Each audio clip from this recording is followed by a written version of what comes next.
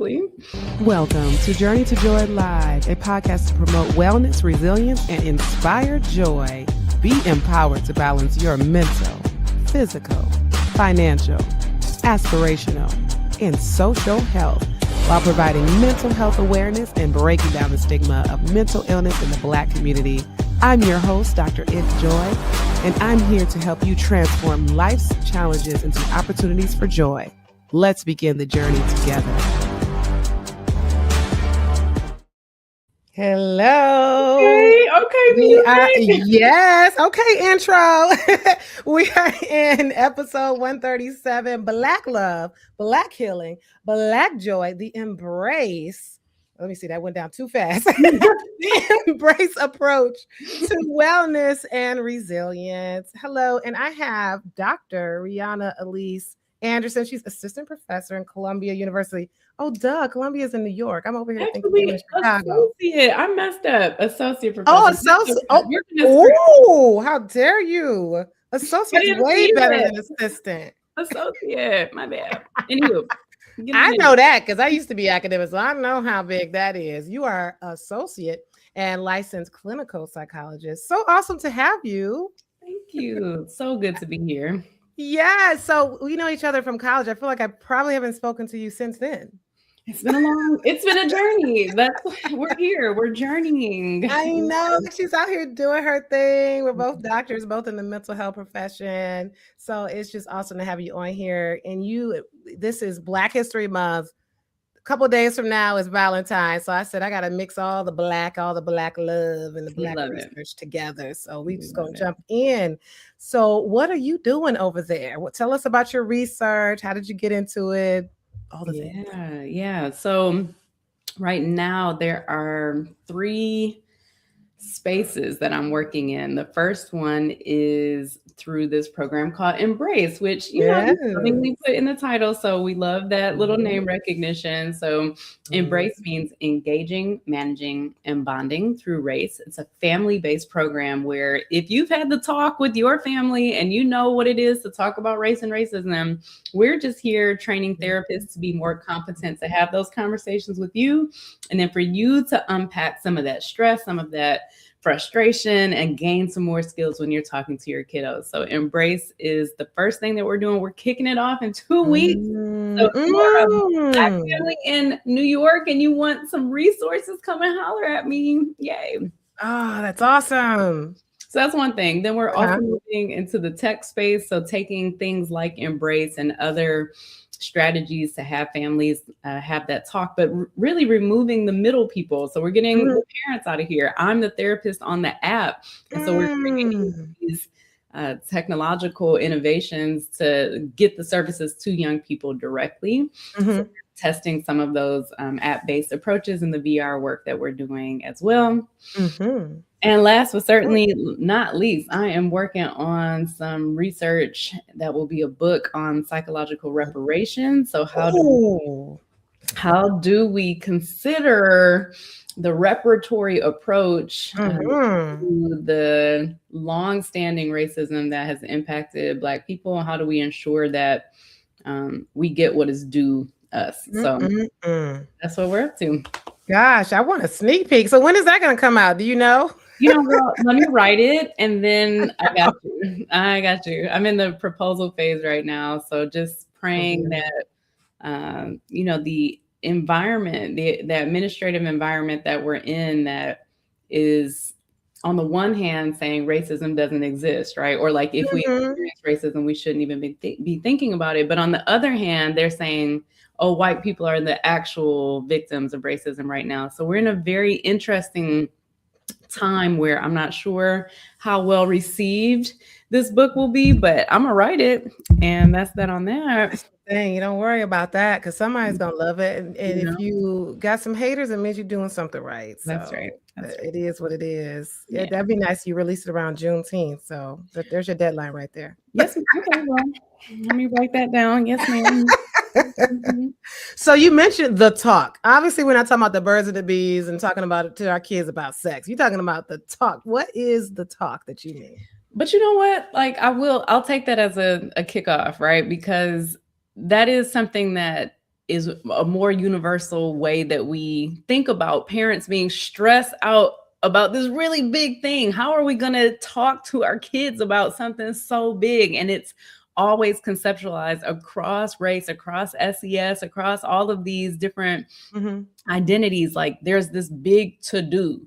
So even when we call the talk that happens with families of color often about race and racism, I actually kind of push back on that because I'm like, well, really, it's about the walk and like these other things that we need to do. How do we show it? How do we demonstrate it? It's not just one time. It's not us having a big sit down. It's a consistent practice that we have on Mondays when we're dropping it at the dinner table or when we turn on the TV, having a eye to the types of questions that we need to be asking of the media and of ourselves. Yeah. You see me upset after I get pulled over, me knowing I need to process this with my child who's watching this entire observation. It's more than just one talk. It really is a series of conversations and behaviors and emotions that we are processing with our little ones who are witnessing this world that we're in, sometimes more than we know that we are, right? Yeah, and being able to recognize it, because I feel like I was oblivious not all this time, like when I was a kid up until college, I wasn't recognizing the signs. I was just like, oh, head in the clouds, that kind of thing. And I had friends, at University of Michigan, they're like, this is obvious racism. I'm like, oh, really? So it's nice to be able to recognize it. But then, I could feel some other people might say, well, why recognize it? Why not live in the clouds and be happy? So why know about it? My favorite question I heard. So I was just, the way that I package this is to say there is perceived and received discrimination. So a lot of our literature will ask, do you perceive discrimination to be around you? And sometimes that is tough to identify because it's in the water, it's in the air, it's everywhere. If I walk out of my street right now in Harlem and the trash isn't picked up, if there are buildings that are eroding, if there are things that I'm witnessing that are different here versus my trek down to 34th or 42nd in Midtown, that's a structural level issue that sometimes I might miss because it's not being done to me, right? There's nothing happening to me, but that is impacting my quality of life. I say that because, again, to your point, maybe people aren't perceiving the racism or discrimination around them, but the receiving of that same uptick in cortisol level or decrease in ability to sleep or uptick of how much I'm eating, like these things, how they impact our physiological, our cognitive, all of these other types of factors. That's how we receive it and embody it. How it comes from parent to child, right? How it's in the ether from the media to us. We may not see it, but our heart rate sure does.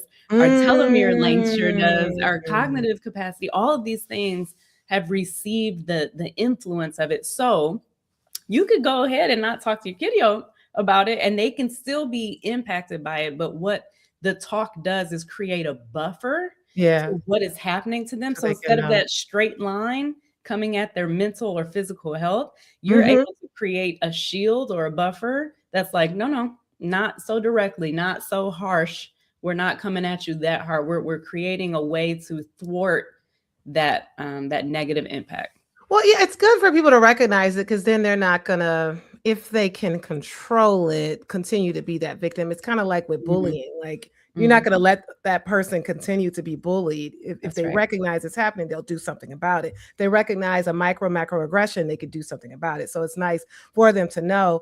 And going back to the talk, when you were saying that, you help people feel more comfortable, especially parents feel more comfortable. And I was thinking about that. I was like, I feel like more people, well, maybe not everybody like this, but I feel like more people are more uncomfortable talking about sex with their kids than racism. But I'm speaking about my personal family. We talk about it a lot. We're just like, oh yeah, that was this, that, and other just happened. And Maybe because I'm a psychiatrist, I feel more comfortable, Maybe, you know. I'm just like, whatever. That's because you black, son. I got three black boys I'm raising, so we gotta put it like it is. But let me dig into that just a Yeah. baby bit too, right? Because the way that we in our research lab talk about it is through a lens of competency, right? So the question is, can we unpack rather than making a declarative statement to our kiddo that something is racist, which is important to do, to name, right? What then would it be for us to say, and how did that make you feel? What is it that you would Yeah. like to do about that? How can we create more skill-based, like reducing our stress as a parent? How can we help our children along this continuum of competency to say, what other things can we do besides just name? Name is the start. And what did that feel like? What do you want to be able to do? Exactly to your point. I want to ensure that our young people feel agency. So not just sitting there like, dang, this racist, person did this thing to me. Yes, step one, it is racism. And the law tells me that you're not able to do that. And so I'm going to continue my way to school, be blessed. That's the agency that I have. Or this teacher just said something reckless to me. I'm going to write a letter to my principal detailing what that was. I'm going to pull my parent in. I'm going to pull my coach in. These are the things that I can do with agency now that I have awareness of what this thing is. Yeah. And it's giving them that empowerment, giving them what to do. And I would imagine resources too, because when people are discriminated against, they really just don't know what to do. And not knowing what to do, they lose that power. And then that leads into the mental health and mental illness that comes about. So let's talk about the mental illness that comes about with being discriminated. And then, of course, feeling unempowered. Yeah. I mean, it's so funny because I see this theoretical and like conceptual model as you're talking. You've already said it really beautifully, right? So we know discrimination attacks our ability to cope with something. So what strategy do we employ or deploy? That's how we would think about coping. And once that's knocked out, once you're like, well, shoot, I don't even know what to do. I feel paralyzed. I feel stuck. This is not like me. I'm typically really good at handling stress, but this right here feels different, right? So now I feel a bit paralyzed, and that paralysis can make me internalize. So now these thoughts are bouncing back in my head, like I should have done this or this person. Now I can't sleep. I'm ruminating. I'm hyper vigilant. I'm now sad. I'm losing sleep. I'm eating more. I'm doing all of these things that just cascading outcomes. It's just so much eating away at my mind with depression, anxiety, stress, and trauma. Those are the four biggies for the outcomes. But then again, my body is being impacted, like we've already said a number of times, by all of these physiological outcomes. So it's the line is right there from discrimination to coping to outcomes. That straight line is right there. Yeah, and those symptoms you listed are pretty much post-traumatic stress disorder symptoms. And we're talking about traumatic racism or racial trauma. So it is a trauma. And we've talked about that here on Journey to Joy Live a lot about racial trauma. And it's real. It is happening. And a lot of people avoid certain things because they're just like, I don't want to deal with it. Like avoiding the news, avoiding what's going on in the White House, or any political thing that's going on. What do you say about the avoidance? Do we have to take it in doses? Is it okay to avoid certain things? Yeah, so let's go back to that word coping that we just talked about, right? So there are strategies that some people may call adaptive or like promotive types of coping, and some that are maladaptive, right? Yeah. So when we think about adaptive, that's often solution oriented. What are the things that I want to do to attend to this thing? What would make me feel better? Maybe not even in the moment, right? Maybe it'll take me some time to get to it, but what will ultimately have me approach this problem and find a solution to this problem?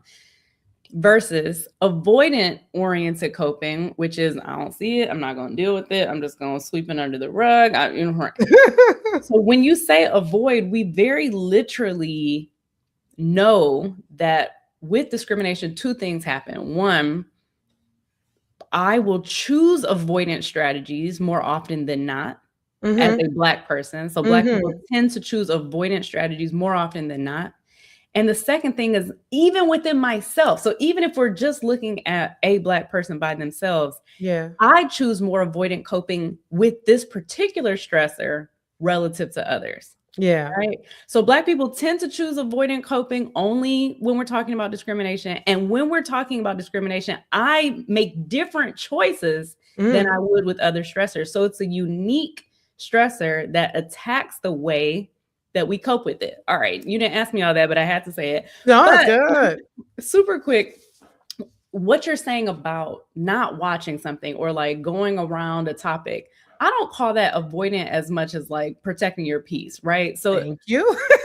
there are some things that if they come at your face, if you're involved in it, if you want to make a choice around avoiding needing to get into the space, those are two different things. Yeah. Your boss saying something to you that you now need to tend to, Yeah. we got to find a solution to that. You can't You avoid that. looking at your phone though and watching the meme that just hit last Friday, right? Like I refuse to watch that. I'm not watching. Oops, come on, little That's so background. funny. Come on, Apple, you better give me fireworks for what I said. Thank you. I gesticulate and it always does that. So I'm gonna try to like I sit know. on my hand. Yeah, that's so funny. But you know, you can choose what you want to expose yourself to and walk into, and that is very different than I have a discriminatory situation in front of me that I need to Yeah. attend to. I Yeah. have learned to stop watching these videos, baby, because Mm-mm. ain't nobody got time for that. What do I need to Mm-mm. watch the killing of somebody else for? What's it going to teach me? Never, because that's vicarious trauma for anybody. And for us in the mental health profession, I hear all that about stuff anyway. Why am I going to watch that? And I'm done. I'm not working. I don't have my psychiatrist hat on. I was just scrolling to my phone today and came up with something. I was like, what is this? I'm like, get off my phone. It's too much. So it is okay. Yeah. Yeah. I wanted to go back because I remember I was going to ask you, you were talking about perceived racism and received racism. And you were saying like, basically, maybe someone doesn't perceive it or realize it's happening, but they receive it because it is happening and it happens in their body and it changes some type of mental health physiology that's going on. Yeah. So what if it is maybe the opposite where it's not happening? So technically they're not receiving it, I guess you could say, but they perceive it even though it's not happening. I have an example. Yeah. I don't mind sharing this. I'm obviously a Black psychiatrist and I literally get into this not weirdness, I don't know the word. I guess it's perceived, some type of perception when I might have white patients or white parents to my children. And I'm just like, they're thinking certain things about me. You're like, I have to be this extra smart person and I'm usually myself when I see my patients. But I kind of feel like I need to be a little bit different, when I'm with them. So it's like this perceived racism with it when maybe they're not even thinking anything of it. They're just like, ooh, cool, Black doctor. Yeah. Yeah. I mean, so there's a different lens that we can use to describe what's happening here relative to perceived and received. If we're looking at the different types of racism that exist, most people know about interpersonal. So somebody's doing something to me. That's like a classic discrimination definition, right? So a one-to-one, or I go into a store, someone says, take your hoodie off, you look like a thug. That's discrimination one-on-one, right? Then we already talked about some of the structural level things. You go outside in Harlem, it's different here than it would be in Midtown. Okay, so that's structural. Institutional, a school won't allow people to wear locks when they're wrestling, right? So that's an institutional level problem where maybe it's not happening everywhere and maybe it's not between two people, but that specific institution made a law or a rule policy that is impacting people differently. What you're describing is the most fundamental, which is internalized racism. So it doesn't even require a policy or another person or a structure. It is what we have been conditioned to believe or know about the ways that people perceive us. So yes, that is going to spark. I think of this all the time and for a different reason, because as a mixed and light skin, person Mm. who, for example, I had an op-ed hit this week that, and the title was like, as a Black psychologist, da da da da da. Mhm, And I mhm. was like, ooh, what am I gonna get emailed with this time? Or what if they see the picture of me and they're like, well, she's not Black enough, or that we have all been Mm. conditioned because whiteness is Yeah. a thing that has taught people about what is the ideal and what do people believe about people that don't look like this ideal. Like we've Mhm, all had to learn about this condition and everything around it. mhm, And so that internalized racism shows up in so many different ways for us and clouds our clarity, our ability mhm. to be present, to think straight, to For execute, sure. the way that we would want to. That and that's the job of racism, to slow us down, Yeah. to keep us mentally fraught. Yeah, I mean, it comes from personal experience, it comes from the experience of our ancestors, of our Absolutely. family members who've told us about, well, this when grandma, she had to pee on the side of the road, she couldn't even Exactly. go to the rest area. I remember stories like that. Yeah. We driving down south and oh, I remember this. I'm like, okay. And so, just all that cumulative experiences around Yeah. for people around us, what we see on Yeah. the news, it like creates these biases that we might have in our head, or there might be like actual legit. But Yeah. how do we not allow that to get to us? Do we all need therapy? Do we need to take the embrace approach? How do we Yeah. It's so funny. In my office, there's a framed article, my first one that of like a major thing that hit when I was living in Philly, when we were developing Embrace and someone was doing a story on us. The question asked, does being Black, or the media headline asked the question, does being Black require therapy? And I was like, that's not, we didn't say that. I'm not very comfortable with that. But then when you open it up, it says, does being Black in America require therapy? And I was like, well, see, that context is important, because I would argue, yes, that we should all be getting some good old therapy to unpack, because therapy, if you think about it, is 1 hour out of 168 of the week Yep. that you're able to say, I need to unpack some stuff Mhm. that's been on me. So, yes, I would actually say that whether it's traditional therapy, the 1 hour, Yeah. group-based stuff, sound baths, your own bath spot, like whatever that Proper reset, therapeutic massages. Reiki, like Mhm. whatever that moment, that therapeutic moment is for you, to be able to stop and acknowledge, even though I have a whole MD and I'm whole respected in my field, and like I have a whole podcast, even though I have all of these things, I still walk into spaces and feel small. Isn't that something? And that's also imposter syndrome creeping in Yes. too. Yes. So, Mhm. like, all right, we take that nugget and we see it, we make it real, and Yeah. then we toss it, right? Right.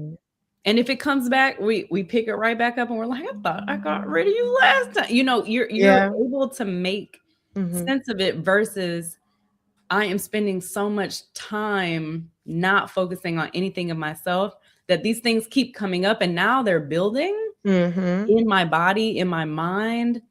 And that's where I didn't realize that weight was coming from. I didn't realize that literal weight, right? Mhm. I didn't realize that my inability to sleep was because this line of thought just keeps going through my head, and I haven't stopped for a moment to Mhm. acknowledge it and Yep. say, and challenge it. Yep. Yep. Is that the case? Is that true? And maybe it'll take a few times for you to ask yourself that question to be able to get to a no, but you're never going to get there if you don't pause for a moment. Stop. And Yeah, that we talk about that a lot. That stop, that reset, to self-reflect in order to get to that sense of self-awareness, so you can know, like, what's affecting me, what are my triggers, is this yeah, really affecting me, is this a perception, am I really receiving this? It's very important. And so if therapy is going to help you get through that, cool, but maybe just hanging with some girls can help you get that, or just being by yourself with your journal can help you get through that. So that's absolutely. important. So let's talk about Black joy. Is that an oxymoron? I'm going to say no right away. Because based on what you just said, being Black in America, do we need to have therapy? It's almost like, well, being Black, can you have joy? But we know we can experience joy. I know I experience joy all the time. But from you, what is Black joy? Oh, it's such a good question at this moment, too. I just was at NYU with the professor yesterday. Shout out to Dr. Lauren Mims at NYU, who studies this Black joy concept. And I was asking her in her lab, like, is it possible to talk about joy and skip over racism? Because I ground everything in my America is this racist place, and right, and we can be happy and joyful and blah blah. And so I was asking her, like, am I always like going to a negative place? Am I like, is it necessary to do this? And her lab indicated, like, it's important to be honest and truthful about where we are in America. And yes, it is okay to then exude joy and to find happiness and to be well. And that's, if Black people ain't joyful, then I don't know who is. I don't know who has been able to create art form after art form after art form and say, this was meant to break us in half. And we take those two pieces and make a tambourine and like, I just haven't seen anything like it. Yes, where resilience. It's a resistance to everything that was designed to crush us.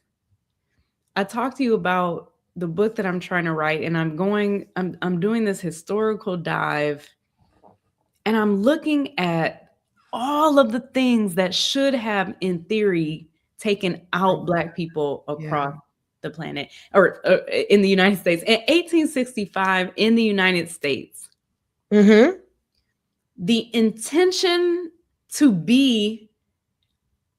not have intention on what was going to happen on June 20th. So June 19th, finally, you get to this place. And for the record, that was not the last place that people were free from enslavement, but we'll talk about that another day. Right. But on June 19th, people were like, oh, snap, I'm free. What did we do on June 20th to ensure that people would be well, could eat, have an income, have a place to live?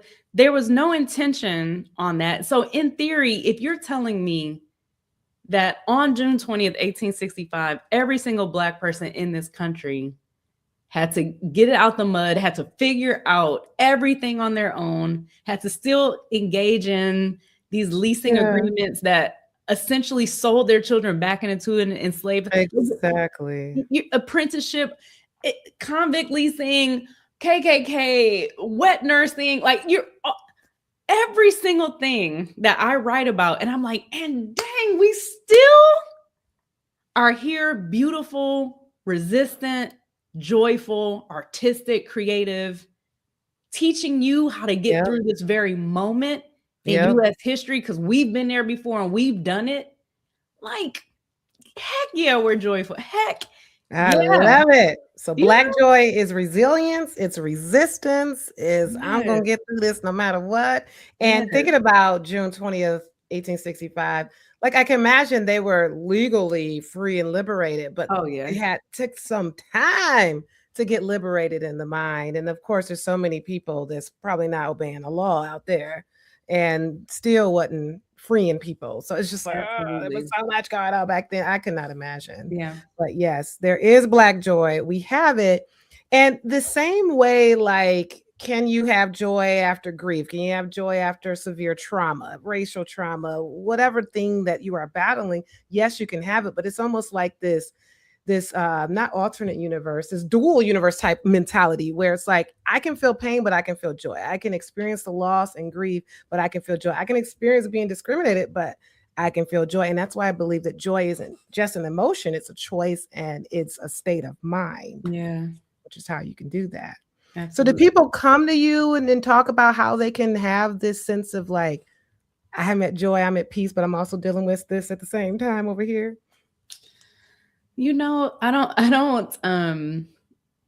I haven't heard that explicitly, but this is so less about my work as a Mhm. therapist in this domain and more about just like moving through environments. So Mhm. again, I keep talking about Harlem because Harlem is a character now in my everyday story. I walk outside and I see her and I navigate her. Mhm. And when I hear children just bust out in laughter and like, playing with each other, and I see people who walk by and they're always saluting each other and just like acknowledging each other's existence.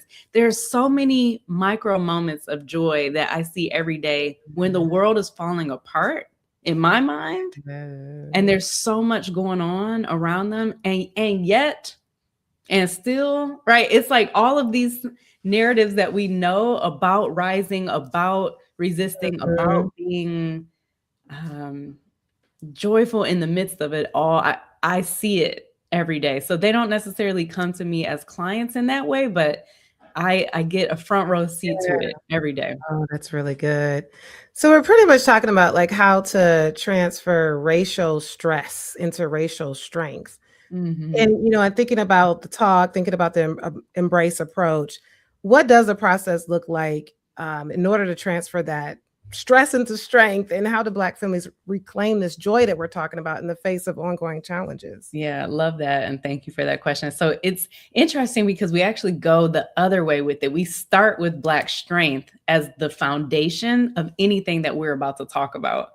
So session one is all about tell me about what your family is like, what your people are like, what joy you have, like talk to us about Mm. what is good for you. Because we're about to get in some tough stuff in session two. And I Mhm. need that background to know that you're going to be able to handle that and that we're not coming into session one like everything's bad, you're going to struggle. Like we don't want to build up a narrative that the world is already telling you about. So Mhm. we start with That's talk to us about what's good, what's joyful, what is what's going well. Yeah, what's going well? We all that's the first thing as doctors that we do. We sit down, tell me what your concerns are. What Yeah. brings you here to the What clinic? What brings brings you here to therapy? Mhm. And to just talk about all the negative things. So Yeah. if only we just started with what's going well. When was the Yeah. last time you bounced back from a challenge? Or what Yeah. makes you feel strong? What's going Yes. right? And it's like, Yeah. oh, and I do end up having to get to that with parents, especially if I see that a child is progressing very well and the parent is just saying all the negative stuff. No, Yeah. okay. Stop with that. Tell me something positive about the Yeah. child, Yeah. or tell Yeah. me something positive about yourself if it's that person being so negative. So Yeah. that's a really good. I'm glad you start that way. We do with like, songs like Say It Loud, I'm Black and I'm Proud, and we'll play it. And it's just like, what does Hey. that bring up for you? How do you feel about um, hearing stuff like this? So then in our next session, we'll get to this concept of preparing for bias. And it's just like, all right, things are actually happening out in the world. Talk to us about what it is that you're seeing.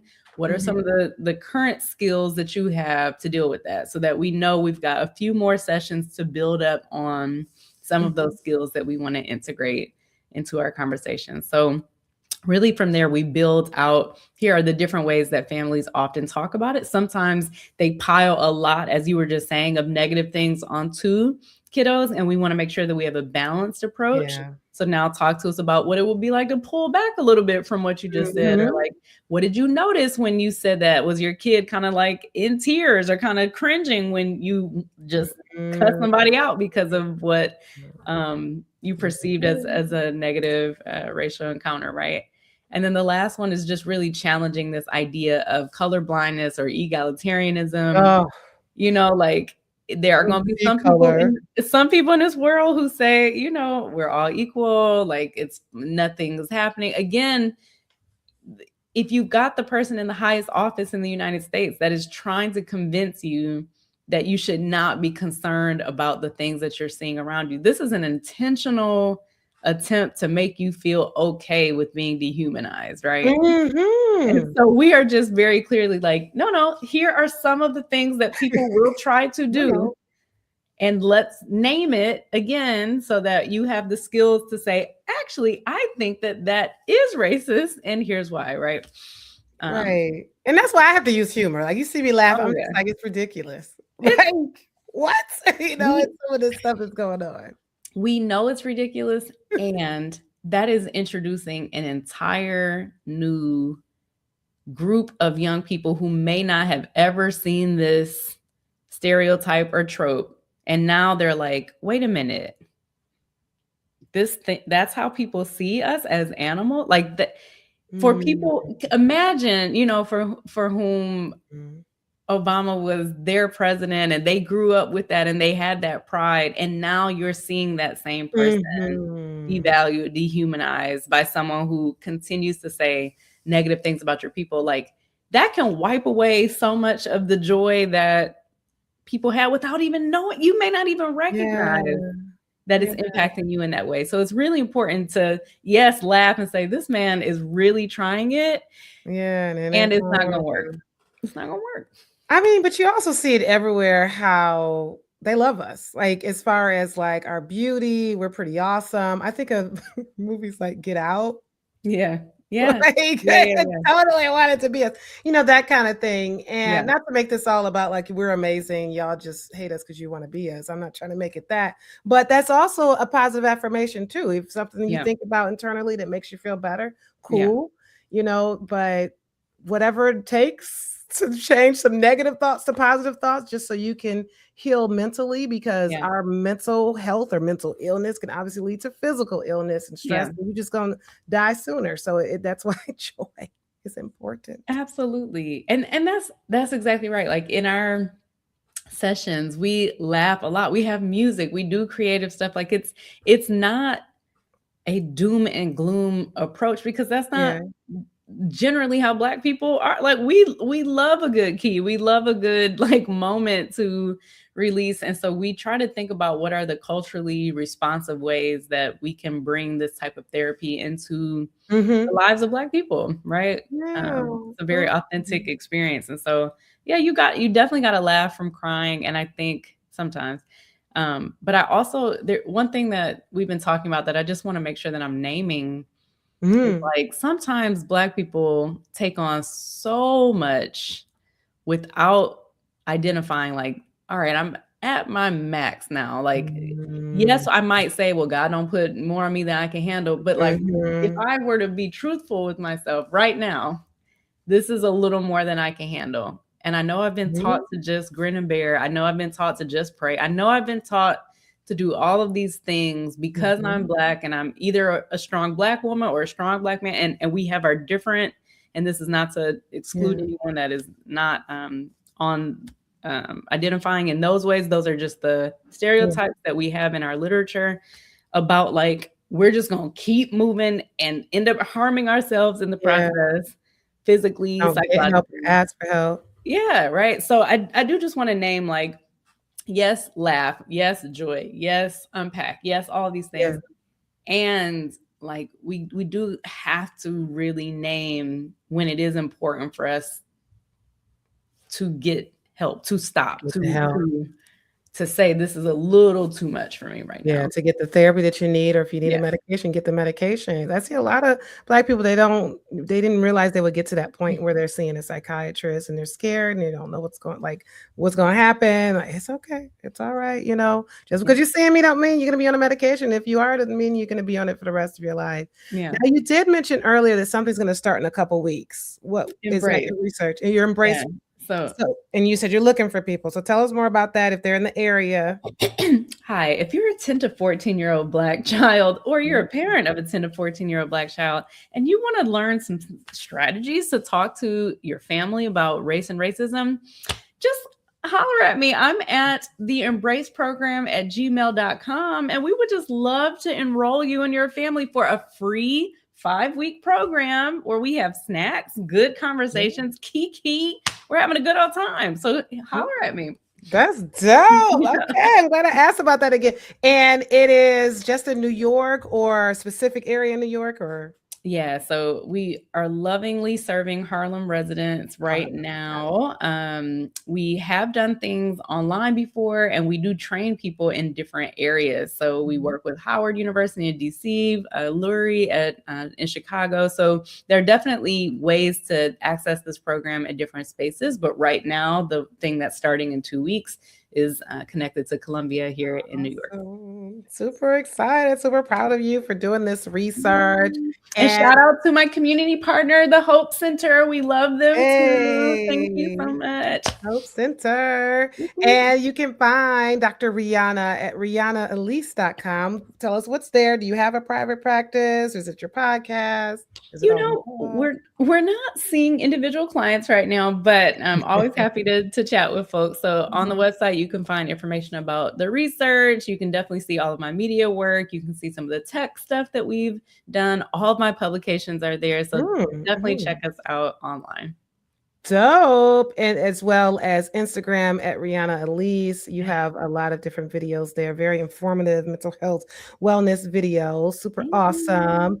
Well, thank you so much for coming Thank you. on the Journey to Joy Live. Really appreciate it. I did want to, oh yeah, there was one more question. Let's do So it. for Let's get so into for, it.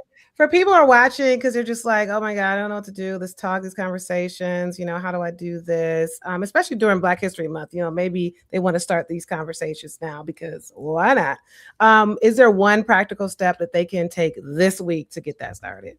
Can I give them 3? But they're quick. They're Let's quick do and 3. they're quick Okay. and easy. Okay, 3 things. So the first thing's you got to talk to yourself before you have to talk with anybody else. You got to talk to yourself.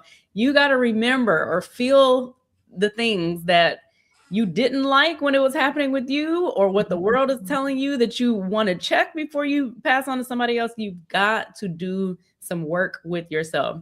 Write that thing out, talk to a partner, talk to the mirror, do whatever you need to do to practice a bit of what it's going to be like when you actually engage in it.